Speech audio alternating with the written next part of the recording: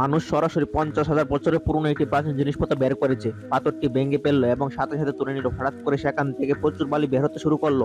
সে এটা দেখে খুশি হয়েছিল, কারণ সে জানতো যে এটা নিশ্চয়ই কোনো রহস্যময় বলতের দরজা। সে চেয়েছিল তার বন্ধু পাথরগুলি খাক। একে একে সব পাথর ভাঙতে বলা হলো। এটি ভেঙে সেখান থেকে সরিয়ে ফেলা হয়েছিল। তারপরে একটি দুর্ঘটনা ঘটেছে। সেখান থেকে বড় পাথরটি ধীরে ধীরে ভেঙে পড়তে শুরু করে এবং বাকি 4টি পাথর ধীরে ধীরে ভেঙে পড়ে। 4টি পাতা সংগ্রহ করার সাথে সাথে সংকুচিত হতে শুরু করে। তারা নিজেদের এবং তাদের নিয়ন্ত্রণ করতে অক্ষম ছিল। হঠাৎ পায়ের নিচে বালির নিচে পড়ে গেল, যার পরে সবাই ভাগ্যক্রমে আমরা পুরাতন সমাধির ভেতরে পৌঁছে গেলাম। তো মারা যায়নি, কিন্তু এই মুহূর্তে একজন আর আমাদের পায়ের নিচে সিঁড়িতে বিপদ দেখা দিল। হঠাৎ করে একটি সংকুচিত হতে শুরু করে।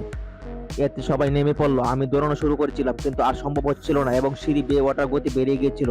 গভীর খাদে পড়ে গেল, কিন্তু নিচে একটি জলের গর্ত ছিল। একটি ছোট উৎস ছিল যা আবার সকলের জীবন বাঁচিয়েছিল। শীঘ্র সবাই পূর্ণ সমাধির ভেতরে ঢুকে গেল।